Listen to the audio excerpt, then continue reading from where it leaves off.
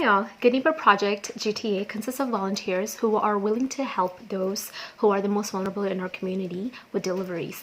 So these vulnerable folks include pregnant women, seniors, person with disability, person in self-isolation.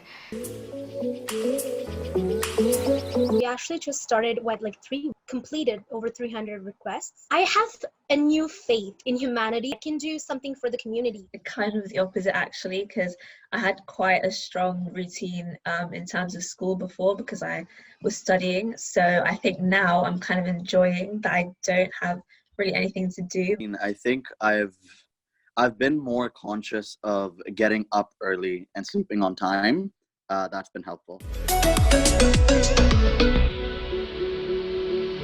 Like even outside of this, like the kind of like communities that we're talking to, they seem like they have needs that are required year round. So I mean it's a team project. So we'll have this discussion and see who's on board to see how we can like change up the services we're providing and see what the needs continue to be even after.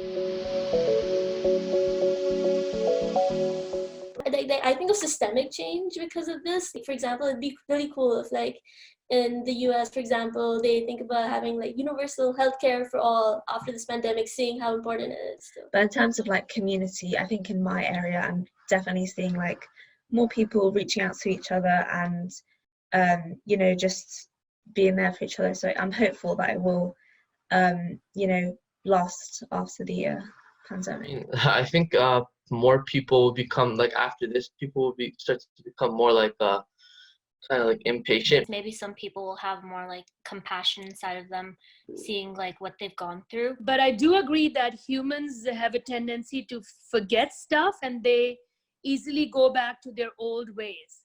So it's kind of a reminder that, you know, life is not always going to be the same, and, you know, we can all face challenges. This was definitely an humbling experience in a way for everyone around the world, because we kind of like moved away from being kind and helpful to other people.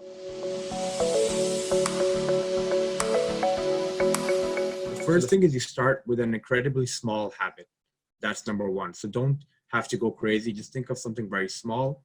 Number two is you increase it in very small ways. So if you wanted to run 20 minutes straight, don't you know, go for it on the first day. Increase it, go by 5 minutes, 7, 9, 11, like that.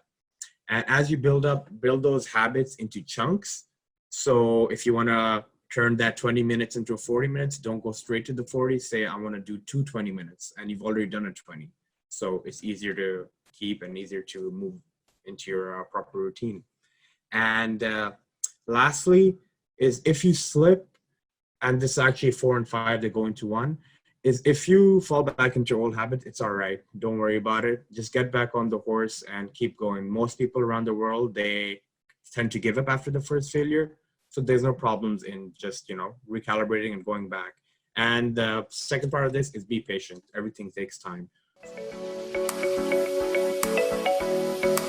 You want to help out? Facebook page, our Good Neighbor Project GTA page is the main page. We're also active on IG, Instagram, and also Twitter.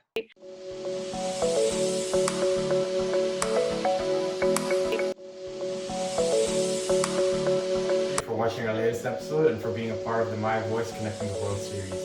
Please join us every Sunday, 12 p.m. EST to be a part of our next episode. You can follow us on all our social media at MyVoice Canada and visit myvoicecanada.com for more information.